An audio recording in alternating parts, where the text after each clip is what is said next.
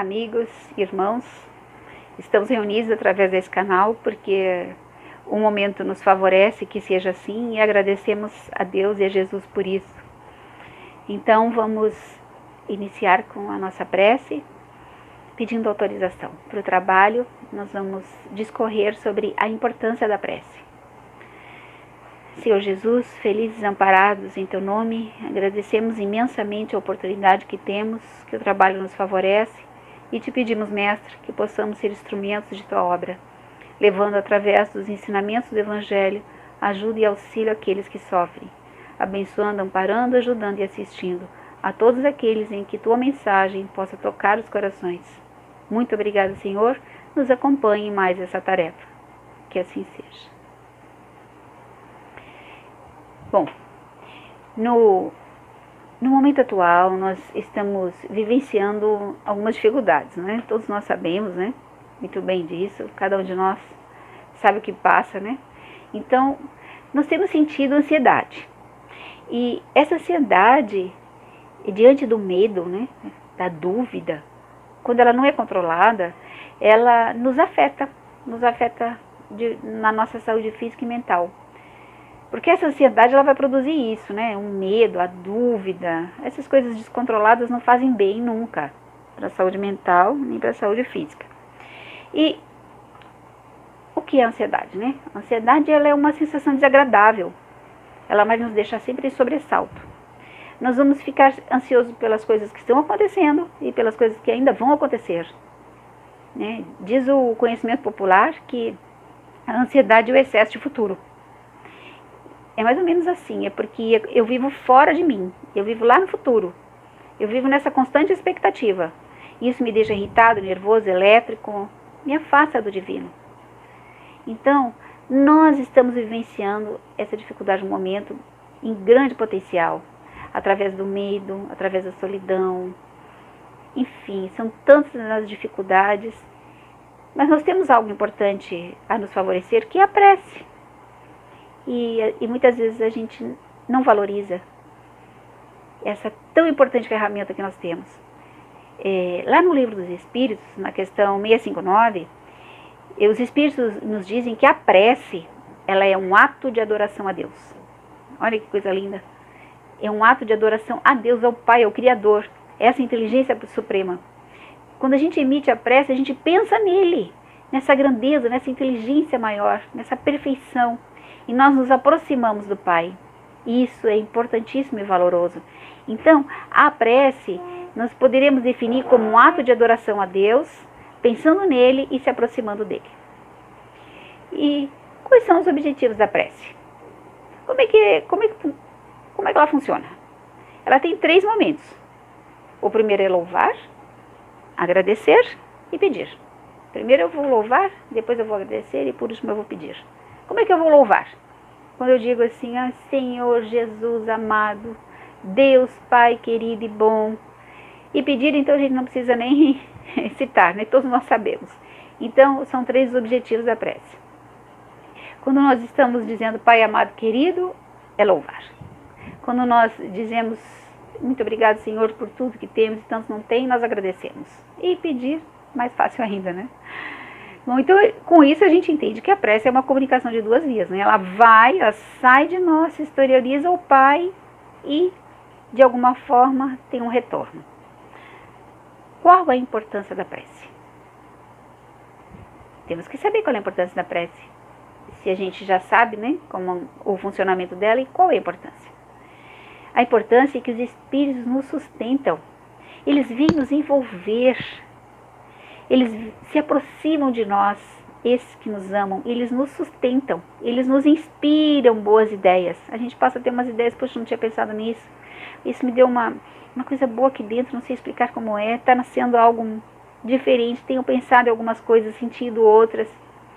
Nós adquirimos a força moral, aquela que nos dá vontade de fazer as coisas certas e nos desvia totalmente do caminho do mal. Então, a importância da prece é a sustentação, a inspiração de boas ideias, a aquisição de força moral e o desvio total do caminho do mal, pelo menos enquanto nós estamos sobre aquela frequência elevada da prece.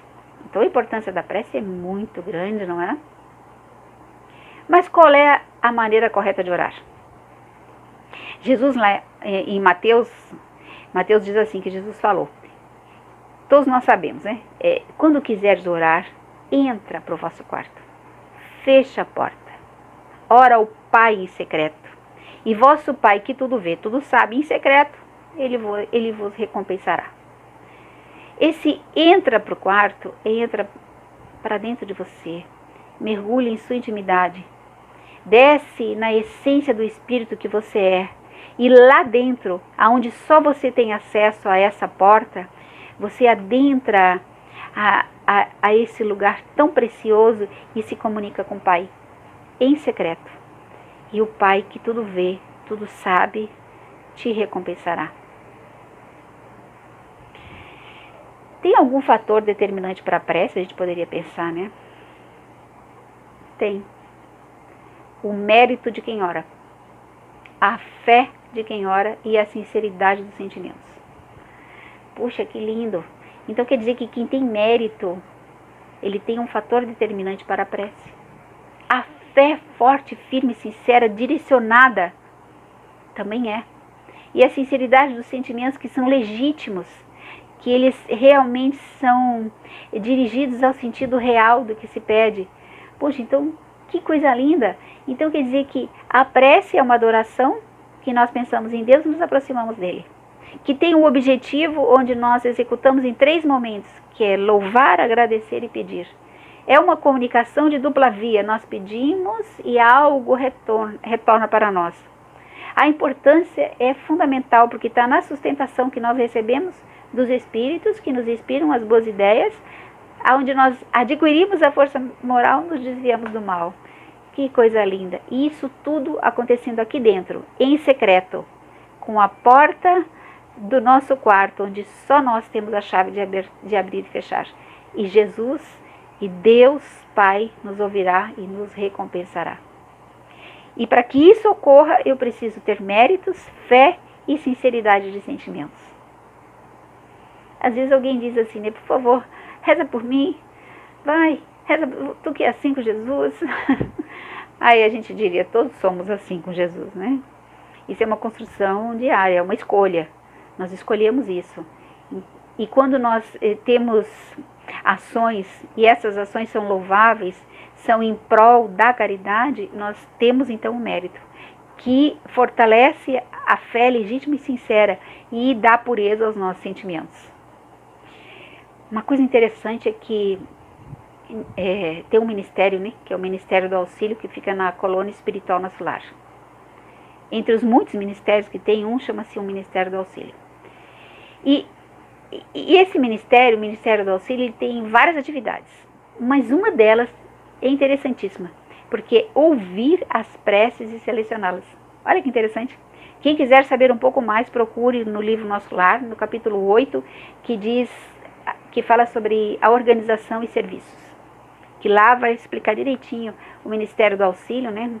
Esse ministério que seleciona, né, e ouve as preces. Olha que lindo. E lá nós aprendemos o seguinte, que existe a prece vertical. Sabe o que é essa prece? É uma prece que expressa inspirações elevadas.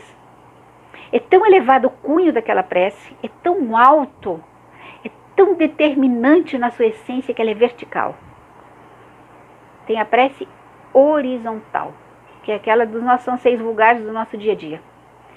Ela não tem menos valor que a outra, também tem seu valor, mas os seus anseios são vulgares, e a outra não. A outra inspiração é elevada, é altíssima, é muito honrada. E nessa segunda, na horizontal, os anseios são vulgares. É daqui, da nossa vida de encarnados. Mas também tem a invocação descendente. Essa, ela tem os petitórios inadequados. É como se fossem pedidos assim que não são bons, né? Eles expressam rancor, vingança, ambição. Isso não é nem um pouquinho bom. Então essas preces seriam de invocação descendentes. Nesse caso, alguém poderia perguntar, e é atendido? Esse petitório de rancor, de vingança e de ambição são atendidos, mas não de acordo com o desejo dos homens, mas sim de acordo com as lições amorosas do Pai, dentro das leis, minimizando e auxiliando aqueles que têm mérito e fé sincera, aqueles que estejam envolvidos naquela situação. E ainda tem uma outra prece que é linda demais, que é a prece coletiva. Os Espíritos explicam lá no Ministério do Auxílio que a prece coletiva ele equivale a um coral. Olha que lindo! Imagine quando a prece é emitida por várias, quando uma pessoa emite uma prece e várias pessoas estão naquela mesma sintonia, aquilo é um coral. Então, nós temos a prece vertical, das inspirações elevadas, a prece horizontal, que é dos anseios vulgares, a invocação descendente, que é aqueles petitórios inadequados, né? E a prece coletiva, que equivale a um coral. É muito lindo, não é? Tudo isso faz a importância da prece. Então, nós já sabemos que adoramos a Deus, pensamos nele e nos aproximamos dele. Que louvamos, agradecemos e pedimos como objetivo, que é uma comunicação de duas vias. Que recebemos sustentação, inspiração para boas ideias, adquirimos força moral e nos desviamos do mal, pelo menos no momento em que estamos orando. E que basta usarmos da essência que somos no quarto fechado da alma que temos, em comunicação direta com o Pai que tudo vê e tudo sabe no secreto e nos recompensará. E que para isso precisamos ter mérito, fé e sinceridade nos sentimentos. Ainda tendo as preces verticais elevadas, as horizontais, anseios vulgares, as descendentes que são os petitórios inadequados, aonde de alguma forma todos serão auxiliados dentro do que é correto e bom, e a coletiva que equivale a um coral. Que é tudo lindo e perfeito, né? Um detalhe, nem sempre nossos pedidos serão atendidos. Porque muitas vezes nós estamos pedindo algo que não é bom para nós. Nós nem sabemos o que estamos pedindo. Então, Deus que tudo sabe, tudo vê, tudo compreende, dentro do que nós pedimos, poderemos receber de outra forma. Talvez não foi a forma exatamente como foi realizado o nosso pedido, mas foi o melhor para nós. Por isso que nós dizemos que assim seja feita a vontade do Pai e não a nossa. E qual a prece mais agradável a Deus? Essa é uma pergunta que está lá no Livro dos Espíritos, na questão 658. A prece mais agradável a Deus é aquela que é ditada do coração, que ela tem fé, ela tem força, ela tem sinceridade. Ela sai da nossa essência, porque ela faz parte do lugar de pureza, aonde nós temos a origem do Espírito que somos nós, que é o fervor do coração. Então, quando ela é ditada pelo coração, com fé, fervor e sinceridade, essa é a prece mais agradável a Deus. Nós não podemos esquecer que nós temos o estudo do Evangelho do Lar em nossos lares, nós que somos espíritas, né? Aquela reunião semanal, onde as entidades maiores do mundo maior da vida, em nome de Jesus, com autorização dele, vêm até os nossos lares nos visitar, nos dando o potencial de força, ajuda e auxílio através das leituras e as interpretações do Evangelho de Nosso Senhor Jesus Cristo que fazemos dentro do nosso lar, deixando sobre nós os eflúvios do Pai maior da vida de auxílio e amparo, e ainda mais ajudando aquelas entidades espirituais que possam estar transitando naquele ambiente e que precisem de ajuda, e dali serão recolhidos e amparados. Então, valoroso, chegando até um ambiente aonde estamos e se alargando por uma extensão maior. Importantíssimo o estudo do Evangelho do Lar. Eu vou trazer um exemplo, porque as obras espíritas elas nos trazem uma quantidade enorme, né, de informações importantes que nós devemos usar. E no livro Semeador de Estrelas, de Sueli Caldas Schubert, que não é uma psicografia, é Sueli transcrevendo as histórias de Divaldo, ela conta lá no capítulo 16 a história que Divaldo narrou a ela, que é a moça de Catanduva. Foi mais ou menos assim, eu vou tentar traduzir. Divaldo foi fazer uma palestra em Catanduva, próximo de São Paulo. E na época se ia de trem. E Divaldo então estava na plataforma do trem e ele viu que chegou uma senhora camponesa se despedindo de uma filha, 18, 19 anos mais ou menos. Era uma moça simples, uma moça do interior. E aquela cena, né? A mãe abraçava, beijava aquela filha, né? Divaldo ficou observando aquela cena de ternura. Ele contou que via que saía da mãe um fluido leitoso, como se fosse uma nuvem que ia se alongando. É como se fosse um arminho grosso. e a circunferência desse arminho era de meio metro. Né? Ele brotava do centro cardíaco da mãe, e ele entrava no trem e alcançava a moça, acoplava a moça. Uma cena muito bonita. E Divaldo, então, estava observando aquela cena de ternura, né? E conforme o trem andava, aquele fluido ele ia quase que desaparecendo, né? O vagão, ele não estava muito cheio. A mãe dava adeus e chorava lá na estação, né? E assim, a viagem prosseguiu. A moça, então, quando entrou no vagão, sentou-se numa poltrona junto a uma janela. Quando chegou em Araraquara, houve uma parada. E nesse momento entraram algumas pessoas e desceram outras. E entrou um rapaz, daquele tipo conquistador, o conquistador de ocasião. Quando ele entrou, ele olhou e escolheu se sentar justamente ao lado da moça que estava ao lado da janela. Sentou-se naquela poltrona. Divaldo ficou observando aquela cena, observou e avaliou aquele homem e se distraiu. O tempo passou. De repente, Divaldo observou que o homem havia colocado o braço por cima da poltrona, como se estivesse abraçando a moça. E a moça estava ali, encolhida junto à janela. Aí ocorreu um pensamento. Esse homem é um daqueles conquistadores baratos. Esse homem é um aliciador de menores. Essa moça vai cair na conversa dele. Divaldo ficou inquieto. E agora? E resolveu fazer uma prece. Entrou em oração, pediu ajuda a Jesus por aquela moça, que o mundo maior da vida viesse atendê-la. E ficou assim, naquele momento, em oração. Quando ele termina a oração, ele continuou olhando e, de repente, entrou um espírito, vestido a espanhola antiga, tipo servilhana, com um pente alto, né, preso no cabelo, uma mantilha de renda, preso num vestido longo, vermelho, muito bonito. Era uma entidade veneranda. Olhou para Divaldo e olhou para o parzinho que estava lá sentado. E mentalmente ela disse para ele: a tua prece foi ouvida. Divaldo observou aquela cena, observou que aquela entidade veneranda, ela se aproximava daqueles dois, se dirigiu à moça e começou a aplicar passes na moça. Divaldo mentalmente ficou nervoso. Não é nela, é o homem. O espírito olhou, sorriu e continuou aplicando passes na moça. Terminou a aplicação de passes, fez uma saudação, desapareceu. Divaldo ficou frustrado. O que foi que eu fiz de errado? Eu fiz a prece errada. Eu fiz alguma coisa errada. Eu pedi ajuda para eles e aí vem uma entidade espiritual venerando e aplica um passo na moça. Mas a gente não sabe de nada, né? Deus é que sabe de tudo. De repente, a moça vomitou em cima do homem. Atingiu o homem de alto a baixo. O homem deu um salto e gritou: veja o que você fez, miserável! Saiu furioso, todo sujo e fedorento. Aí, Divaldo pensou, né? Meu Deus, veja o que faz a prece. Ele saiu do lugar onde estava, se aproximou da moça e foi conversar com ela. E perguntou para ela: minha filha, você está doente?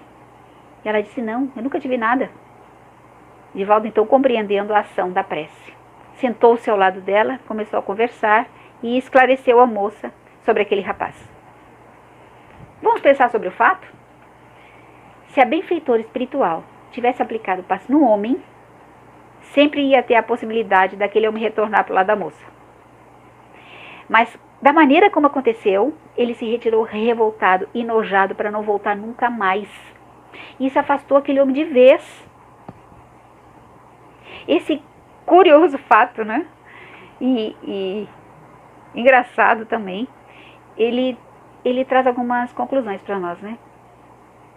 Nós ficamos com a certeza de que onde estivermos, qualquer momento que for, no meio de qualquer lugar que estivermos, nós sempre teremos condições de receber ajuda, ou ajuda para alguém. E que a prece é o meio mais eficaz quando a gente deseja ser útil, especialmente quando nos faltam recursos.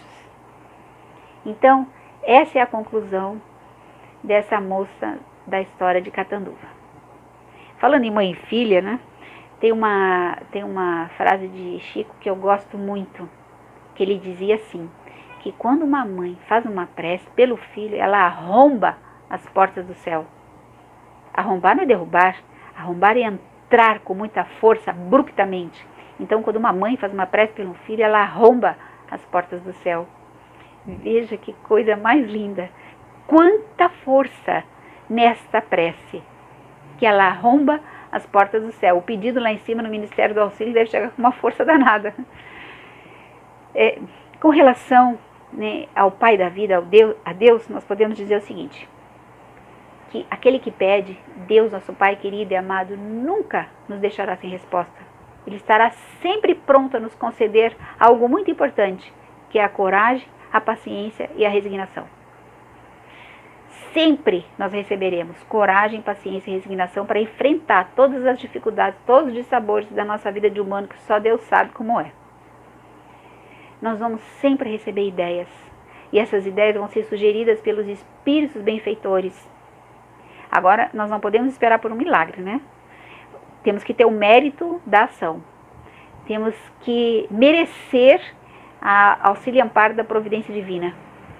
Tem uma frase que eu gosto muito, que é: ajuda-te e o céu te ajudará, dito por Jesus. Então, aquele que pede, Deus sempre concederá coragem, paciência e resignação para enfrentar toda e qualquer dificuldade, todo e qualquer dissabor dessa vida da luta humana. E nunca nos faltarão as ideias sugeridas pelos espíritos benfeitores. Para isso, precisamos ter o mérito da ação, de agir por nossa conta pelo livre-arbítrio da melhor forma possível. Nunca devemos ficar esperando ociosamente por um milagre. Não, devemos agir no bem, porque enquanto nós ajudamos, somos ajudados. Ajuda-te e o céu te ajudará.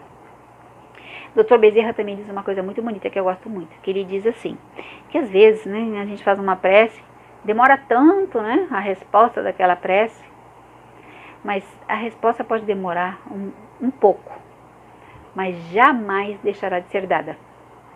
E que esse tempo de espera serve para provar a nossa fé, a nossa perseverança e a nossa confiança.